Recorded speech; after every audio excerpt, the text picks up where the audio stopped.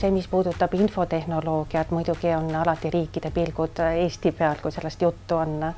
Aga muidugi näiteks ka inimõiguste valdkond, et Eesti on ju alati seisnud inimõiguste kaitse eest ja naiste õiguste eest, laste õiguste eest, on üks meie prioriteetteema. Eesti võlu ja tugevus on alati eestlaste nutikus, et need nutikad lahendused, olgu selleks Skype või TransferWise, et me teeme asju teistmoodi, sellepärast et meil on selline ajalugu, mis on meid õpetanud olema keerulistest olukordadest välja tulema. Ühest küljest ju võiks mõelda, et see on koht, kus peaks olema ainult suured riigid.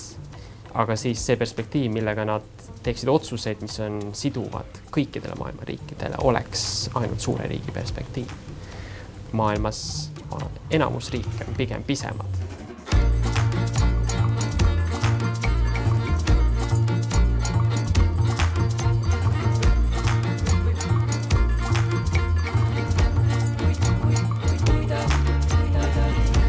Selleks, et olla kursis nende teemadega, me peame ise aktiivselt teemaaluste riikidega kontakti võtma ja võtavad need riigid ka ise meiega kontakti aktiivselt ja need kontaktid jäävad ka edaspidiseks, siis kui ka meil on teinekord teiste riikide toetust vaja. Ja kui me näeme veel, et mingi konflikti osas on vähemalt hakanud jää sulama või asjad hakanud liikuma, siis see on minu meelest juba väga suur asi, sest me teame, mis praegu maailmas sünnib.